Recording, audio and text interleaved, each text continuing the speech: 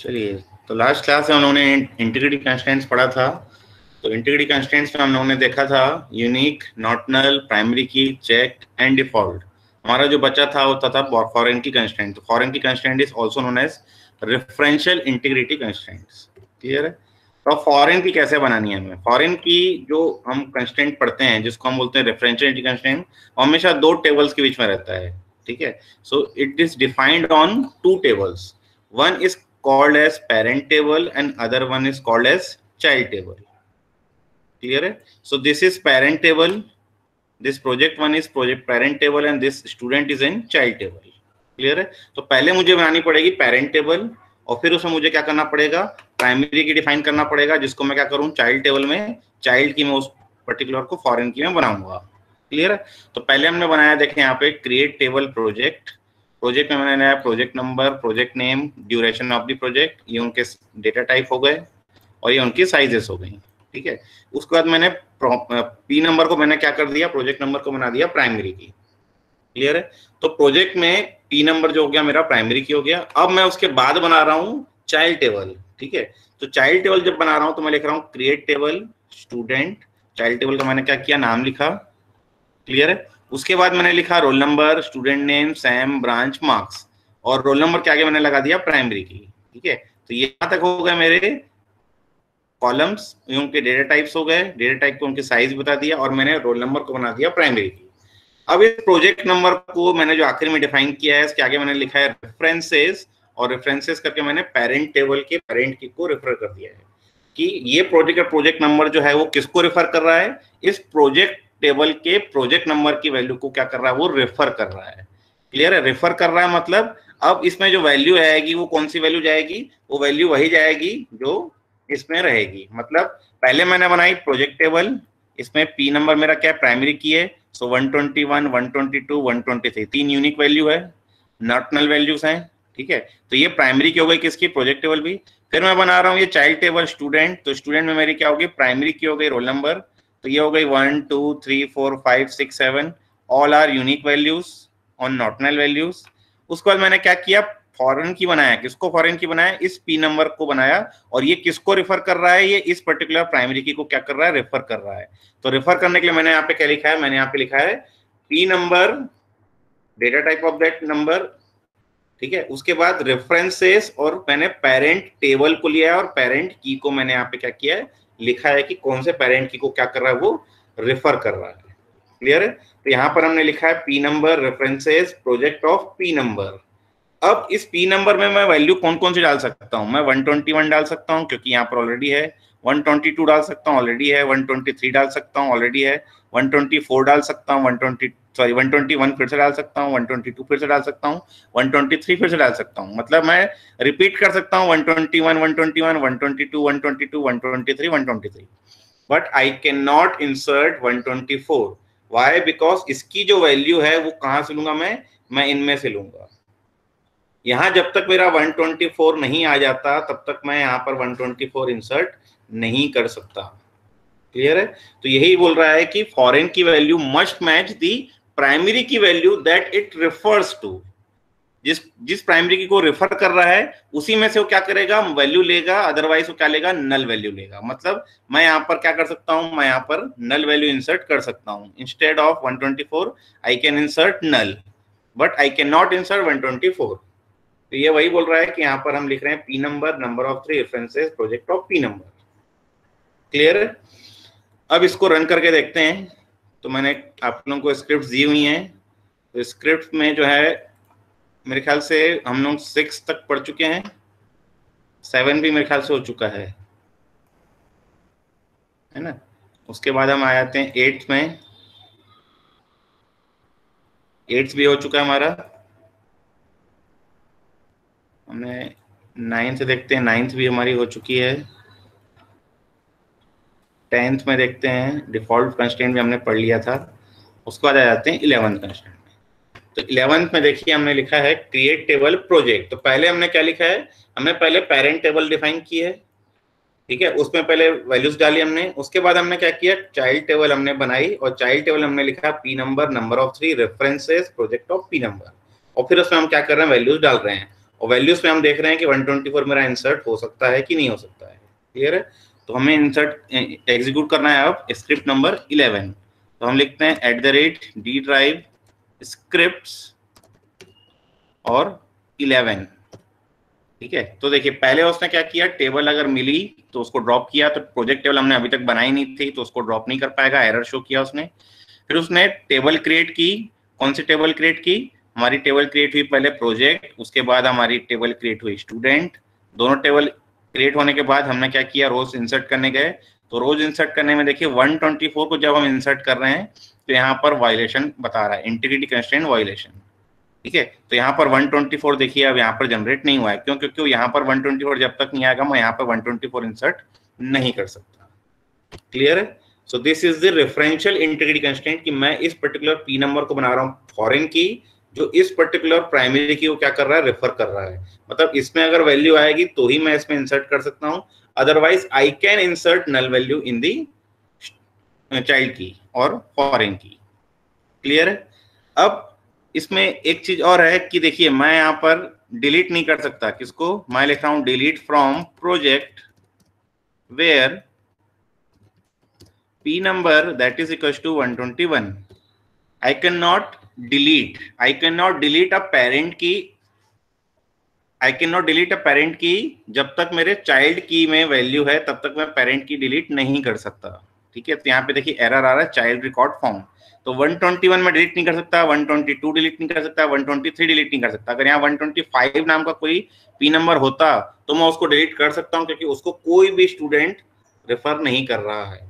ठीक है, अगर मैं यहाँ पे लिखूं इंसर्ट इनटू प्रोजेक्ट वैल्यूज और वैल्यूज करके लिखूंगा 125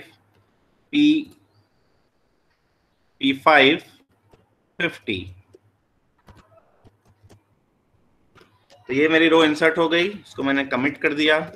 ठीक है, अगर मैं यहाँ पे लिखूं सेलेक्ट स्टार फ्रॉम प्रोजेक्ट तो ये क्या करेगा, अब 4 रोज दिखाएगा 121, 122, 123 और 125। अब मैं इसमें से चाहूं तो मैं 125 को डिलीट कर सकता हूं। क्यों? क्योंकि उसको कोई भी प्रोजेक्ट, कोई भी स्टूडेंट जो है उसको रेफर नहीं कर रहा है। तो 125 में डिलीट कर सकता हूं, लेकिन जैसे मैं 121 या 122 या 123 को डिलीट करूंगा तो उसमें क्या आएगा, एरर आएगा। तो इसका मतलब यह है कि मेरे को पहले चाइल्ड की में से रिकॉर्ड, चाइल्ड टेबल में से रिकॉर्ड डिलीट करना पड़ेगा, फिर मैं पेरेंट टेबल से रिकॉर्ड डिलीट कर सकता हूँ। Similarly I can not drop the parent table. ठीक है, मैं लिखता हूं ड्रॉप टेबल प्रोजेक्ट, तो ये मेरा ड्रॉप नहीं हो। क्यों? क्योंकि जब तक मेरे पास चाइल्ड रिकॉर्ड है या चाइल्ड टेबल है जो उसको रेफर कर रहा है तब तक मैं पेरेंट टेबल को डिलीट कर ही नहीं सकता। क्लियर है? तो यहाँ पे भी मेरा क्या आएगा, एरर आ रहा है, यूनिक और प्राइमरी की इन table reference bye foreign keys. इनको कोई फॉरेन की रेफर कर रही है, पहले उस टेबल को डिलीट करो, उसके बाद वाले टेबल को डिलीट करो। तो देखिए यहाँ पे मैंने जो स्क्रिप्ट लिखी है, स्क्रिप्ट में मैंने क्या लिखा है, मैंने यहाँ पे लिखा है ड्रॉप टेबल स्टूडेंट। पहले मैंने चाइल्ड टेबल डिलीट की है, उसके बाद मैंने क्या किया, मैंने डिलीट किया है पेरेंट टेबल को। अब मैंने यहाँ पे लिखा है कैस्केड कंस्ट्रेंट्स। ठीक है, अब कैस्केड कंस्ट्रेंट्स क्या होता है ड्रॉप टेबल में? अगर मैं जैसे यहाँ पे लिख रहा हूँ ड्रॉप टेबल प्रोजेक्ट, तो ये डिलीट करने नहीं दे रहा है, लेकिन अगर मैं लिखता हूँ drop table project cascade constraints, तो अब ये टेबल ड्रॉप हो जाएगी और जितने रेफरेंशियल इंटीग्रिटी कंस्ट्रेंट्स है वो भी कंस्ट्रेंट्स ड्रॉप हो जाएंगे। कंस्ट्रेंट्स ड्रॉप हो जाएंगे मतलब अब मेरा ये जो स्टूडेंट टेबल है, स्टूडेंट टेबल में ये जो पी नंबर एट्रीब्यूट था वो फॉरेन की था, वो फॉरेन की नहीं है, वो एक नॉर्मल एट्रीब्यूट है। That means I can insert value other than its primary key value जो उसको पहले रेफर कर रही थी। सो इंसर्ट इनटू स्टूडेंट्स वैल्यूज, और वैल्यूज करके मैं लिखता हूँ 7, लेट सपोज दिनेश 5, CSE 55, 128। तो ये वैल्यू अब इसमें ले लेगा। क्यों ले लेगा? क्योंकि अब ये फॉरेन की नहीं है जो किसी प्राइमरी की को रेफर कर रही हो, इसमें कंस्ट्रेंट मेरे ड्रॉप हो गए हैं।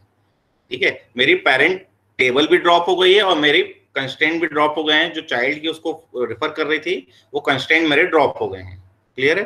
तो ये कैसे ड्रॉप हो रहे हैं, हम लिख रहे हैं कैस्केड कंस्ट्रेंट्स। तो कैस्केड कंस्ट्रेंट्स मतलब मैं पेरेंट टेबल को डिलीट कर रहा हूं तो चाइल्ड टेबल में जो भी कंस्ट्रेंट्स है वो कंस्ट्रेंट ड्रॉप हो गए, कॉलम वैसे का वैसे ही रहेगा, कंस्ट्रेंट अब मेरे नहीं रहे वहां पर। क्लियर है? तो अब हम वापस आ जाते हैं अपनी स्लाइड में। हाँ, तो हमने अभी क्या पढ़ा, हमने पढ़ा रेफरेंशियलिटी कंस्ट्रेंट में पी नंबर को हमने क्या किया, हमने रेफर किया कि P number is an foreign key which reference to parent table, और पेरेंट की को हमने क्या किया यहाँ पे दिया। अब पेरेंट की यहाँ पर जरूरी नहीं कि हम दें, हमने चाइल्ड की दिया, रेफरेंस किया, पेरेंट रिकॉर्ड को दे दिया, और यहाँ पे पेरेंट की को हम स्पेसिफाई नहीं कर रहे हैं। ठीक है, नहीं कर रहे हैं तो ऑटोमेटिकली क्या लेगा, इस पेरेंट की को ले लेगा। मतलब एक टेबल में एक पर्टिकुलर रिलेशन या एक पर्टिकुलर टेबल में हम बोल रहे हैं तो एक ही प्राइमरी की हो सकती है, तो ये ऑटोमेटिकली उस प्राइमरी की को क्या करेगा, रेफर करेगा। क्लियर है?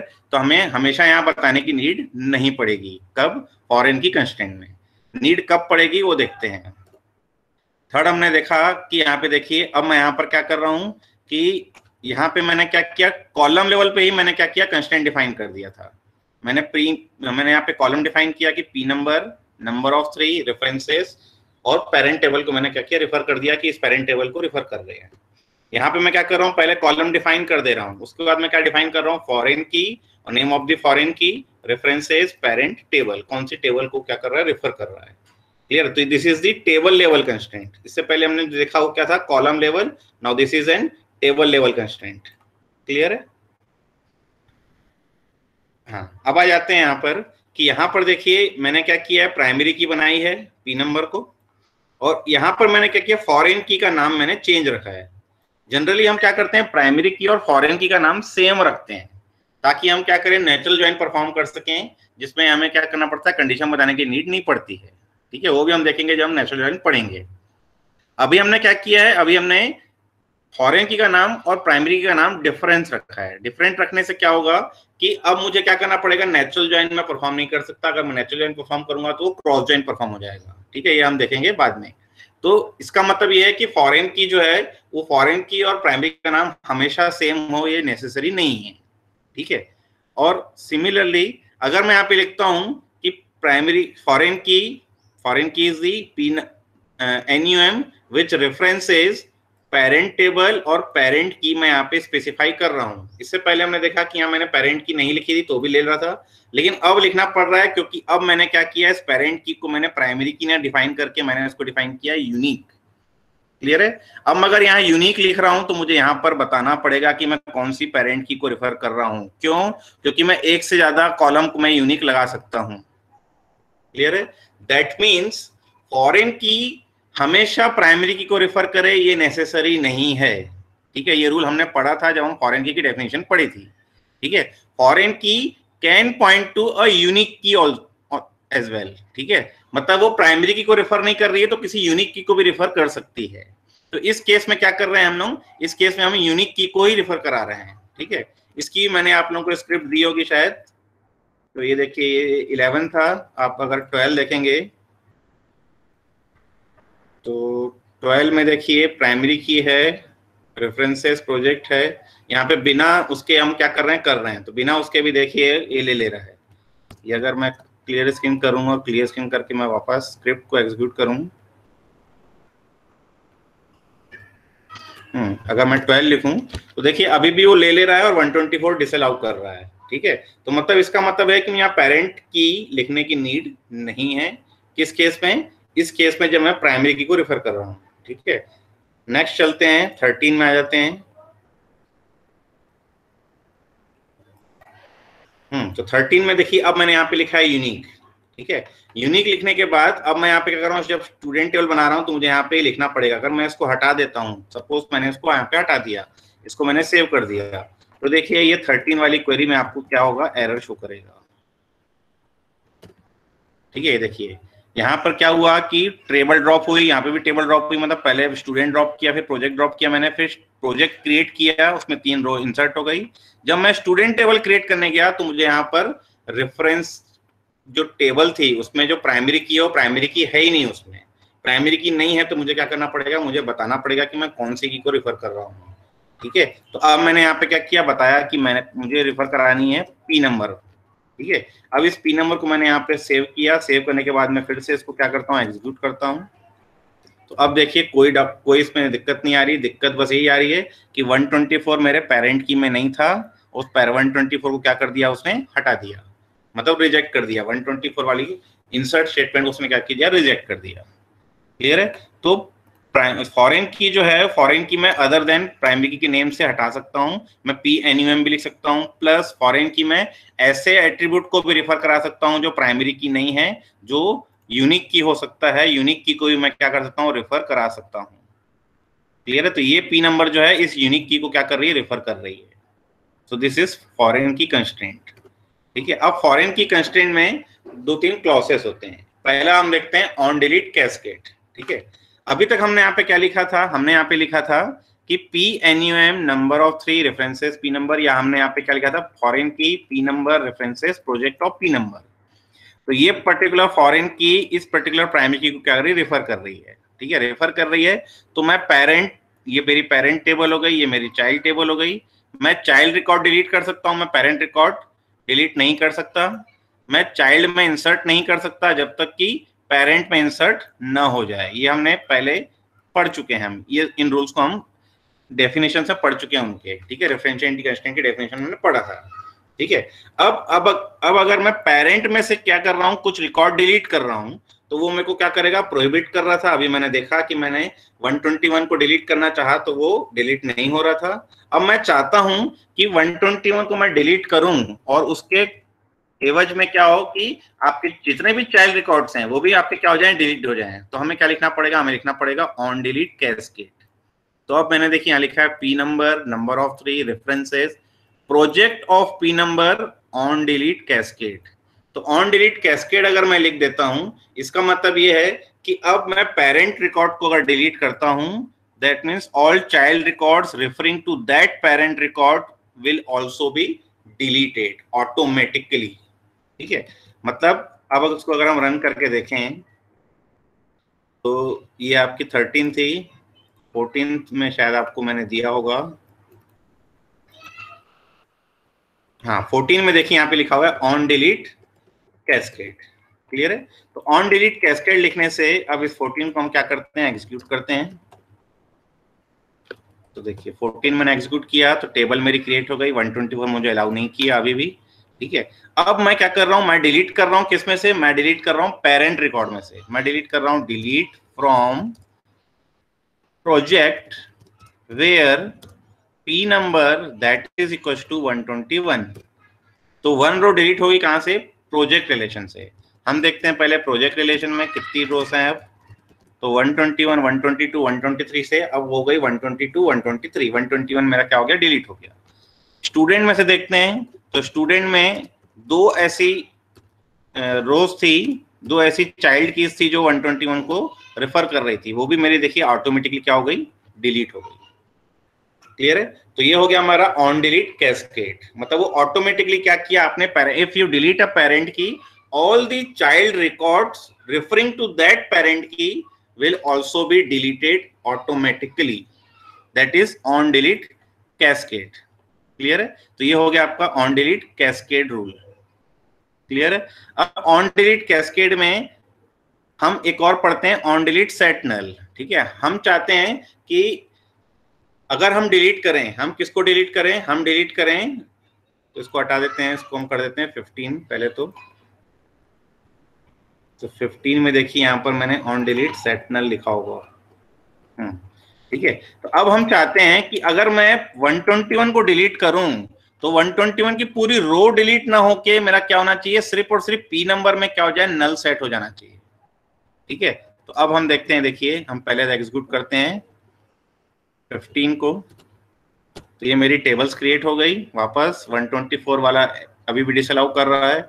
अब 3 रो मेरे प्रोजेक्ट में है, 6 रो मेरी स्टूडेंट्स में है। अब मैं फिर से क्या कर रहा हूं, मैं डिलीट कर रहा हूं, delete from project where P number that is equal to 121।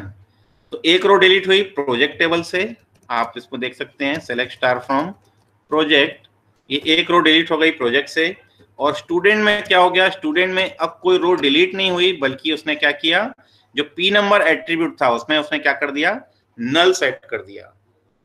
Clear है? क्योंकि आपने यहाँ पे जो कंस्ट्रेंट लगाया था, आपने कंस्ट्रेंट लगाया था ऑन डिलीट, जब आप डिलीट करें, अब if you delete a parent key, all the child keys set as null. तो चाइल्ड की में क्या हो जाना चाहिए, नल सेट हो जाना चाहिए। क्लियर है? So this is foreign key constraint with on delete and on delete set null. Clear है? ये हमने अभी पढ़ा किसमें, ओरेकल में। अब ये अदर डीबीएमएस में भी आपको सेम मिलेगा, on delete cascade, on delete set null. Other than Oracle अगर आप MySQL और दूसरे डीबीएमएस में जाएंगे तो आपको कुछ कुछ ऐसे कंस्ट्रेंट्स मिलेंगे, for example on delete restrict. Clear है? अब ऑन डिलीट रिस्ट्रिक्ट का क्या मतलब है कि आप क्या कर रहे हैं, if you delete a parent key child record को क्या कर रहे हैं, आप रिस्ट्रिक्ट कर रहे हैं कि वो डिलीट ना हो। ठीक है, तो उसके लिए आपको दिखाना पड़ेगा ऑन डिलीट रिस्ट्रिक्ट। ये आपको ओरेकल में सपोर्ट नहीं करता है, आप अदर देन ओरेकल में आप क्या करेंगे, उसको यूज कर सकते देख सकते हैं। Similarly on delete no action, on delete no action भी आप लिखते हैं, that means if you delete a parent key child record में एक्शन उसको नहीं लेना है। ये लगभग जो है दोनों सेम है, on delete restrict, on delete no action same है। ऑन डिलीट नो एक्शन जो है बाय डिफॉल्ट ओरेकल में रहता ही है, आपको अलग से लिखने की नीड नहीं है। क्लियर है? मतलब आपको क्या करता है, वो अलाउ नहीं करता है कि उसको आप डिलीट करें। उसके बाद ओरेकल में आपका ये भी सपोर्ट नहीं करता, अदर देन ओरेकल, ये MySQL वगैरह में आपको ऑन अपडेट कैस्केड भी मिल जाएगा। On update cascade means if you update a parent key, all the child keys are automatically updated. इसका मतलब ये है कि अगर मैंने प्रोजेक्ट नंबर को मैंने 121 से 128 अपडेट कर दिया, तो जितनी भी चाइल्ड रिकॉर्ड 121 को फॉलो कर रही थी वहां पे क्या हो जाएगा, वो 128 हो जाएगा ऑटोमेटिकली। तो that is on update cascade. फिर सिमिलरली इसमें आता है ऑन अपडेट सेट नल। तो ऑन अपडेट सेट नल भी वैसे ही है कि if you update a parent key, all the child keys are set as null. मतलब आपने किसी एक पेरेंट की को 121 से 128 अपडेट किया, तो जितनी भी चाइल्ड कीज थी जो 121 को फॉलो कर रही थी, जो 121 को रेफर कर रही थी, वो क्या हो जाएंगी, नल हो जाएंगी। नल हो जाएगी मतलब मैं उस पर भी चेंजेस अब, मतलब उसको मैं क्या बोलते हैं, डिलीट नहीं कर रहा हूं, मैं उसको सिर्फ क्या कर रहा हूं, 121 से नल कर दे रहा हूं। 128 ऑटोमेटिकली नहीं हो रहा, 128 करना है तो मुझे ऑन अपडेट कैस्केड करना पड़ेगा। क्लियर है? अब इसके ऊपर कुछ गेट क्वेश्चंस आते हैं। तो पहला गेट क्वेश्चन देखते हैं, the following table has two attributes A and C. तो दो एट्रीब्यूट है, एक तो ए है और एक सी है। Where A is the primary key, so A is the primary key, इसको मैंने अंडरलाइन कर दिया। And C is the foreign key referencing A with on delete cascade. मतलब ये सी जो है वो किसको रेफर कर रहा है, ये रेफर कर रहा है इस ए को with on delete cascade. Clear है? अब इसमें बोलता है कि the set of all tuples that must be additionally deleted to preserve referential integrity when the tuple 2 4 is deleted is. मतलब मैं इसको डिलीट कर रहा हूं तो और कौन कौन सी मेरी ट्यूपल्स जो है वो डिलीट हो जाएंगी, कोई बता सकता है?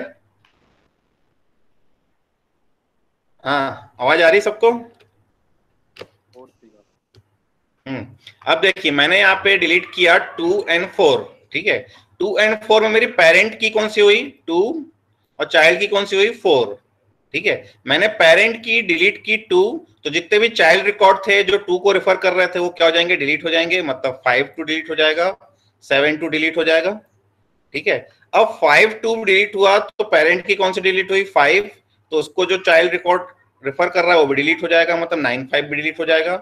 जब 7 2 को मैं डिलीट कर रहा हूं तो पेरेंट रिकॉर्ड मेरा था 7, चाइल्ड में 7 कहीं है ही नहीं। जब 9 5 डिलीट हो रहा है तो पेरेंट रिकॉर्ड मेरा डिलीट हो रहा है 9, तो चाइल्ड में कहीं भी चाइल्ड में कहीं भी 9 है ही नहीं।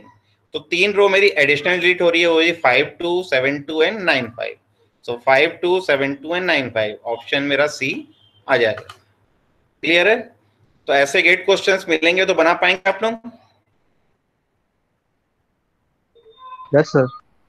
ठीक है, अच्छा चलिए दूसरा क्वेश्चन देखते हैं। सेम पैटर्न का क्वेश्चन है, वो जो ये जो क्वेश्चन पूछा गया था, ये पूछा गया था 2005 में, जबकि ये सेम क्वेश्चन पूछा गया है 2001 में। ठीक है, अब इसमें क्या कर रहे हैं अपन, इसमें बोल रहा है कि consider a relation GEQ which represent greater than और इक्वल टू। क्लियर है? मतलब greater than and equal to आपको क्या कर रहा है, ये एक सिग्निफाई कर रहा हूं आपका जो है relation, that is xy belongs to GEQ if y is greater than x।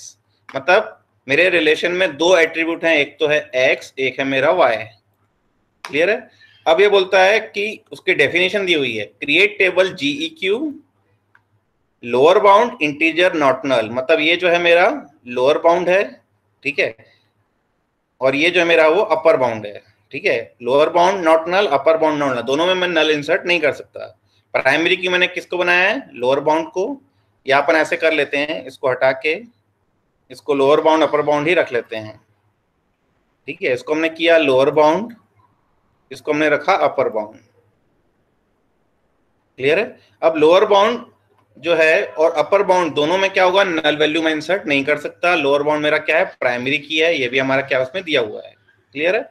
अब मैं क्या करता हूं कि अब इसमें रोज इंसर्ट करता हूं मैं, तो रोज कैसे इंसर्ट होगी, एक मिनट।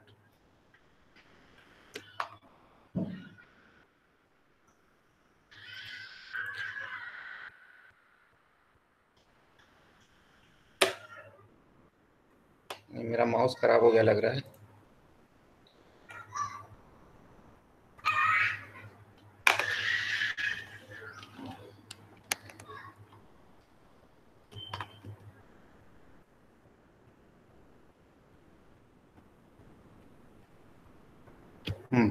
वापस आ जाते हैं।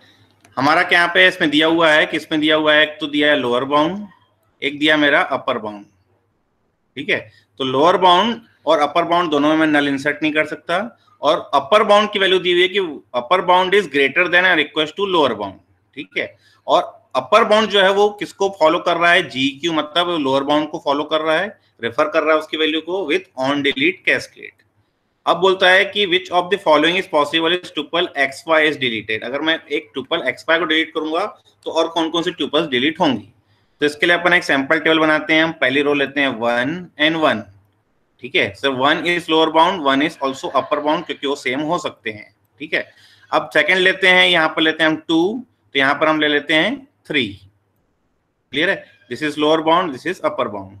फिर हम ले आते हैं यहाँ पर 3, यहाँ पे लेते हैं हम 4, ठीक है। This is lower bound, this is upper bound, ठीक है। या अपन ऐसे करते हैं 1 2 2 3 3 4 4 5 एंड 5 5, ठीक है। ये दोनों वैल्यू सेम हो सकती हैं क्योंकि ये वैल्यू दिया है, और ये वैल्यू से ग्रेटर होगी या तो सेम होगी, क्लियर है। अब हम क्या करते हैं, अब एक वैल्यू को हम क्या करते हैं, डिलीट करते हैं। हम डिलीट करते हैं, हम किसको डिलीट कर रहे हैं, हम डिलीट कर रहे हैं 3 and 4 को। तो 3 और 4 को जब मैं डिलीट कर रहा हूं तो मेरी पेरेंट की कौन सी है, मेरी पेरेंट की है 3, चाइल्ड की कौन सी है, मेरी 4।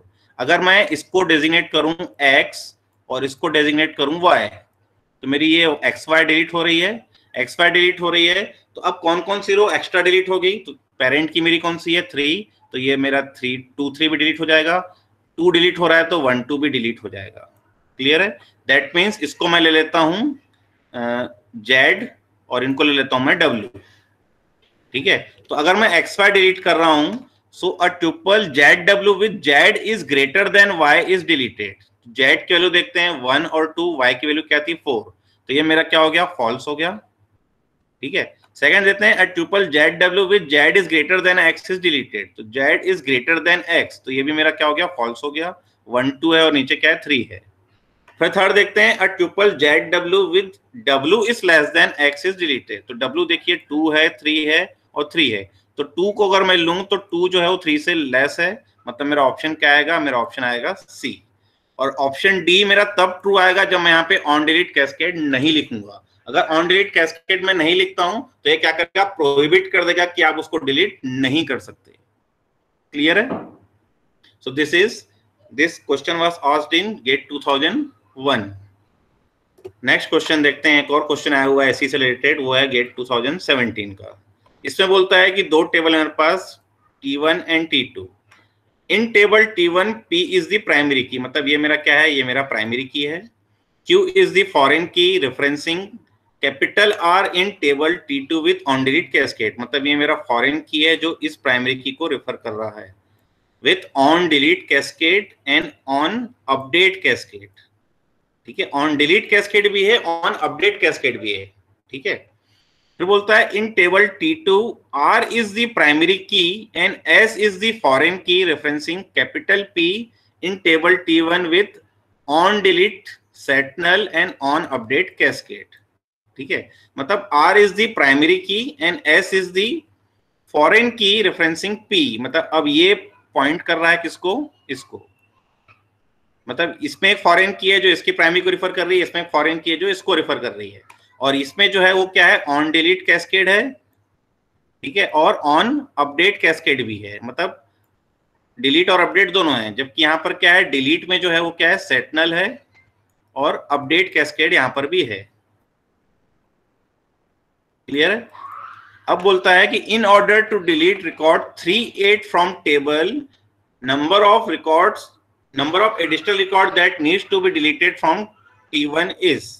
अब ये 38 कहां से डिलीट कर रहा है, ये डिलीट कर रहा है T1 से, मतलब मैंने इसको डिलीट किया तो एडिशनल जो रिकॉर्ड T1 से डिलीट होना चाहिए वो कौन कौन सा होना चाहिए बोलता है।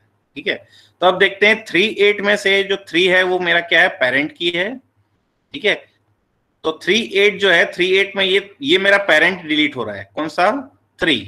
इसको कौन रेफर कर रहा है, इसको रेफर कर रहा है ये एस। तो यहाँ जहां जहां पे 3 होगा वो यहां से डिलीट हो जाएगा, मतलब ये 8-3 मेरा क्या हो जाएगा, डिलीट हो जाएगा, और कहीं तो 3 है ही नहीं। तब 8-3 डिलीट हुआ, तो 8-3 डिलीट होने के बाद अब इसमें पेरेंट की कौन सी है, इसमें पेरेंट की है आर की 8। इस आर को जो भी चाइल्ड रिकॉर्ड रेफर कर रहा है, इसको कौन रेफर कर रहा है, ये क्यू, तो ये रेफर कर रहा है इसको कौन, ये 5-8। क्लियर है? ये क्वेश्चन गड़बड़ है।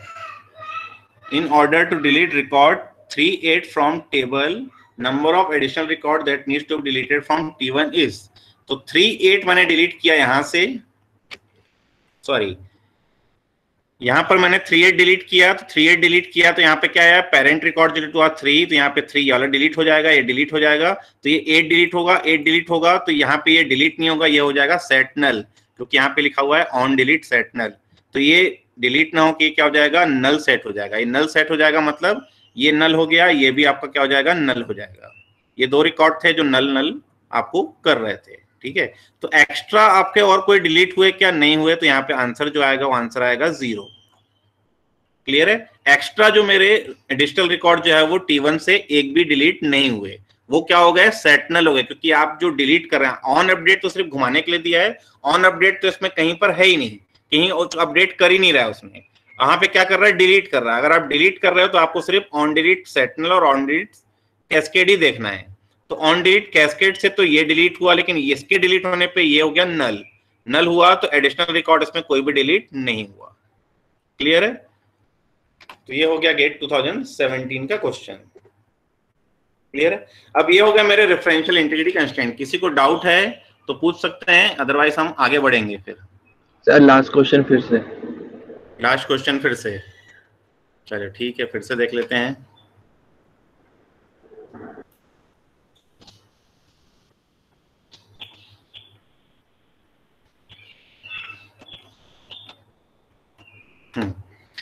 इस क्वेश्चन को फिर से देखना है हमें। तो इस क्वेश्चन में देखिए, आपको तो पहले तो दिया है 2 टेबल है, T1 दूसरी टेबल है T2।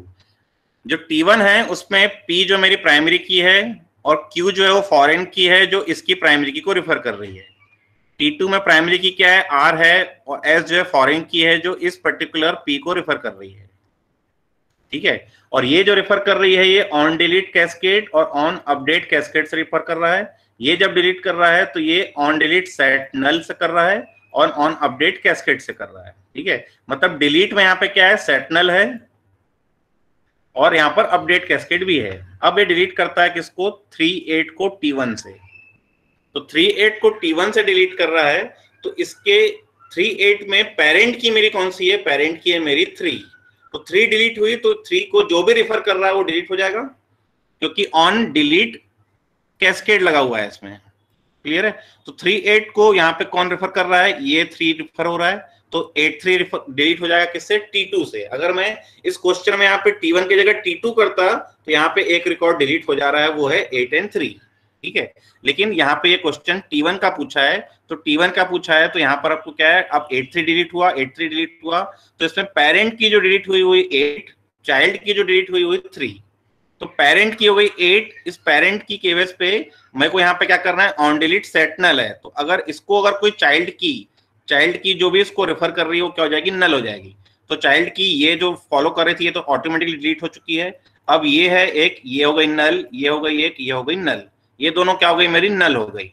तो एक्स्ट्रा जो रो है मेरी इस T1 में से एक भी डिलीट नहीं हुई, so the obvious answer is 0। Clear है? और कोई डाउट है इसमें? और कोई डाउट है इसमें? सर अगर जो सेट नल है और जो डिलीट है उन दोनों हाँ, को अगर एक्सचेंज कर दे तो क्या होता है इसमें? उन दोनों को एक्सचेंज कर देते हैं।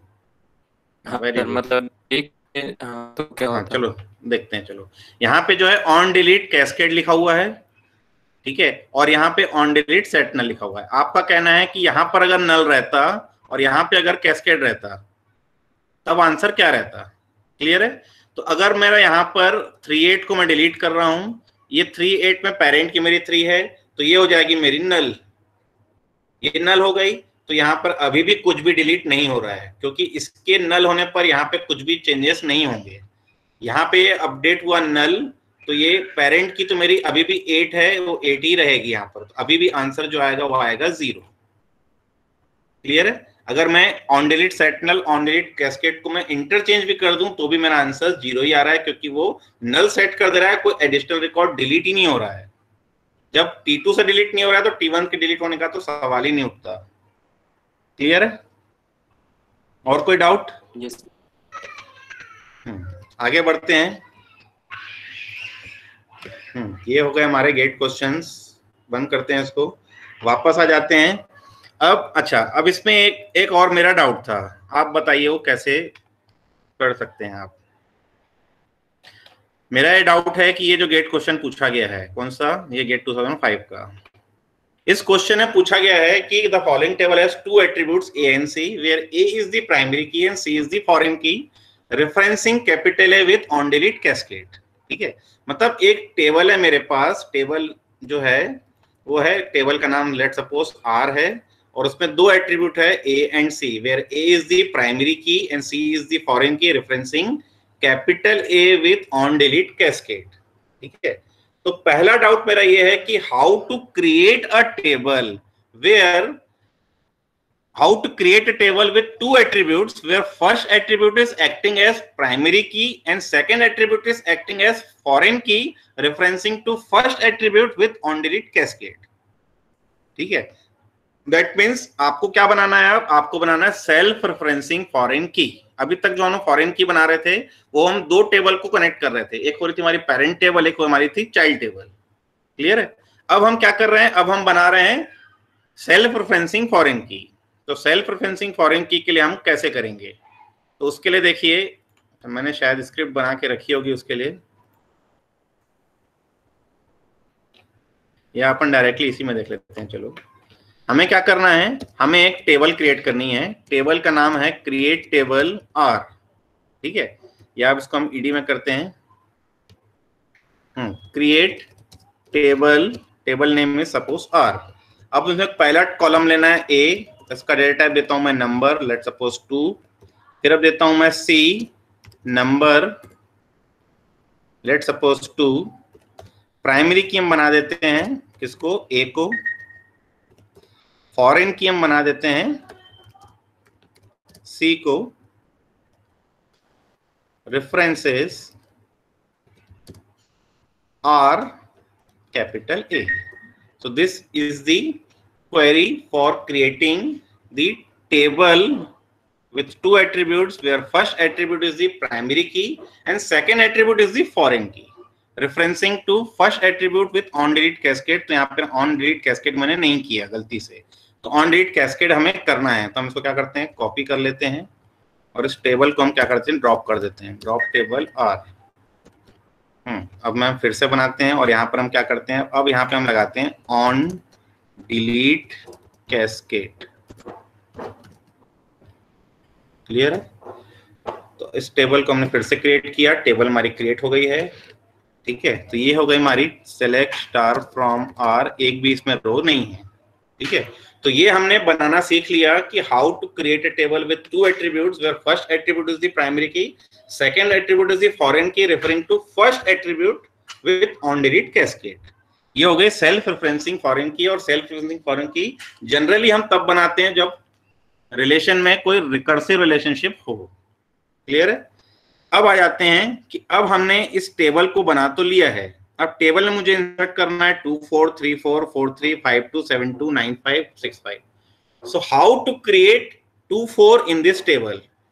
Because when you insert a row containing the value 2 and 4, जब तक मैं पेरेंट में 4 जब तक जनरेट नहीं कर सकता तब तक मैं चाइल्ड में 4 जनरेट कर सकता हूं क्या? मैं जनरेट कर ही नहीं सकता. क्यों? क्योंकि चाइल्ड रिकॉर्ड जो है हमेशा पेरेंट रिकॉर्ड को क्या कर रहा है? फॉलो कर रहा है. क्लियर है? देखिए, अगर मैं यहां पर इंसर्ट लिखूं, इंसर्ट इनटू और इंसर्ट इनटू आर वैल्यूज, और वैल्यूज करके मैं लिखूं 2,4, तो ये रेफरेंशियल इंटीग्रेशन मेरा वायलेट हो गया, क्योंकि पेरेंट रिकॉर्ड में जब तक मेरा 4 नहीं आएगा मैं चाइल्ड में 4 डाल ही नहीं सकता. क्लियर है? तो अब अगर मुझे ऐसा इंसर्ट करना है तो मुझे क्या करना पड़ेगा? मुझे क्या करना पड़ेगा? इनेबलिंग एंड डिसेबलिंग करना पड़ेगा कंस्ट्रेंट को. तो इनेबलिंग डिसेबलिंग कंस्ट्रेंट मैं तब कर सकता हूं जब मेरे पास कंस्ट्रेंट का नाम रहा.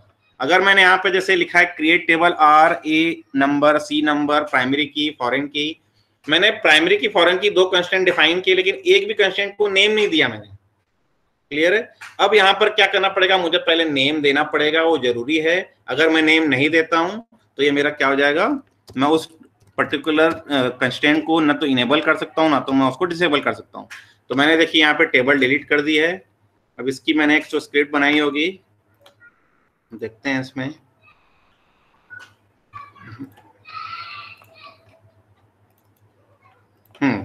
ये देखिए, हमने पहले लिखा है drop table R cascade constraints, मतलब अगर पहले से कोई आर टेबल होगी तो उसको हमने डिलीट कर दिया. फिर हमने लिखा create table R, A number of 1, C number of 1, primary key बनाया ए, कंस्ट्रेंट बनाया एफ की, कंस्ट्रेंट का नाम हमने दिया एफ की, और फिर हमने लिखा constraint name is foreign key, और किसको मैंने फॉरेन की बनाया? See, references capital R of A with on delete cascade. तो ये हमारा टेबल क्रिएट हुआ. टेबल क्रिएट होने के बाद बिफोर इंसर्टिंग 2 and 4 पहले मैंने क्या किया? कंस्ट्रेंट को डिसेबल किया. डिसेबल करने के लिए मुझे पढ़ना पड़ेगा अल्टर क्वेरी. तो alter table, table name, disable constraint, constraint name. तो यहां पर मुझे लिखना पड़ता है alter table, table name, disable constraint, और कौन सा कंस्ट्रेंट मुझे डिसेबल करना है तो उस कंस्ट्रेंट को नेम देना पड़ेगा यहाँ पे, तभी मैं उसको यहाँ पे कर सकता हूँ, डिसेबल कर सकता हूँ. मैंने उसको डिसेबल कर दिया. अब मैं इनको इंसर्ट कर सकता हूँ. इंसर्ट करने के बाद मैं क्या करूंगा? उसको इनेबल कर दूंगा. अब इनेबल करने के पहले मेरा जो डेटा होना चाहिए वो डेटा सेटिस्फाई होना चाहिए उन कंस्ट्रेंट्स को, मतलब जो चाइल्ड रिकॉर्ड है वो पेरेंट रिकॉर्ड में होने चाहिए, तभी वो क्या करेगा? इनेबल करेगा, अदरवाइज वो रिजेक्ट कर देगा. क्लियर है? तो इस क्वेरी को हम एग्जीक्यूट करके देखते हैं. ये स्क्रिप्ट है 17, तो @d drive scripts, और हम यहाँ पे लिखते हैं 17. तो देखिए आर टेबल पहले से नहीं थी, वो डिलीट नहीं किया, फिर उसने क्रिएट किया, क्रिएट करके उसको अल्टर किया कि वो अब उसमें जो कंस्ट्रेंट है उसको मैंने क्या किया? डिसेबल किया. डिसेबल करने के बाद मैंने सारी रोज को इंसर्ट किया, फिर टेबल अल्टर किया, मैंने उनको इनेबल कर दिया. इनेबल करने के बाद ये मेरा क्या हो गया? टेबल मेरी आ गई. अब मैं इसमें से क्या कर रहा हूँ? मैं डिलीट कर रहा हूँ. डिलीट फ्रॉम आर वेयर, और a is equal to 2 and c is equal to 4. यही क्वेश्चन पूछा था कि अगर 2 4 को मैंने डिलीट किया तो और कितनी रोज डिलीट हो जाएंगी. तो मैंने लिखा a is equal to 2 and c is equal to 4. तो देखिए यहाँ पे दिखा रहा है आपको 1 रो डिलीटेड, लेकिन आप जब देखेंगे आप लिखेंगे सेलेक्ट स्टार फ्रॉम r, तो आपको देखिए 2 एडिशनल रो और 3 एडिशनल रो और डिलीट हो गई. वो थी 5 2 7 2, और 5 2 7 2 में जो 5 थी वो पेरेंट की, तो 9 5 में आपकी क्या हो गई? डिलीट हो गई. तो ये 3 रो आपकी अब बची हैं. क्लियर है?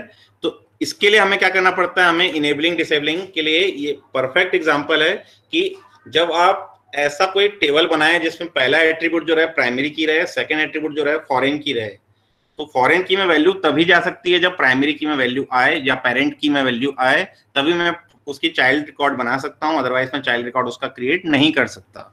तो अगर मुझे चाइल्ड रिकॉर्ड क्रिएट करना है तो पहले मुझे उस कंस्ट्रेंट को या तो रिमूव करना पड़ेगा या तो मुझे उसको क्या करना पड़ेगा? डिसेबल करना पड़ेगा. तो मैंने यहाँ पे क्या किया? डिसेबल किया है, और फिर मैं उसको क्या कर रहा हूँ? इनेबल कर रहा हूँ बाद में जब मैं इंसर्ट कर दे रहा हूँ. तो बिफोर इनेबलिंग द कंस्ट्रेंट मेरे जो डेटा होने चाहिए वो कंसिस्टेंट रहने चाहिए. अगर कंसिस्टेंट नहीं हुआ तो वो इंसर्ट आपको इनेबल करने नहीं देगा. क्लियर है? अब इसमें किसी को डाउट है तो पूछ सकते हैं. सर आपने 17 तक की स्क्रिप्ट शेयर नहीं करी है शायद? हाँ नहीं की है मैंने. नहीं की है, आप बोलेंगे तो मैं कर देता हूँ, क्योंकि ये मैंने अभी बनाई आप लोगों के मतलब ये मैं फिर से स्क्रिप्ट को सारी उठा के फिर से डाल दे रहा हूँ।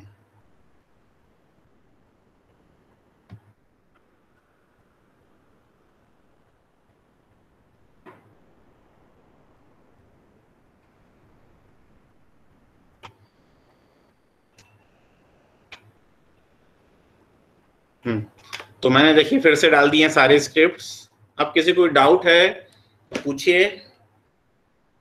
आज हमने पूरा क्रिएट स्टेटमेंट पढ़ लिया है। मैं हालांकि सोच रहा था कि मैं अल्टर कमांड भी पढ़ा दूं, लेकिन 4:30 बज गया है, हम छोड़ देते हैं आज। क्लियर है? किसी को डाउट है इतने में तो पूछ सकते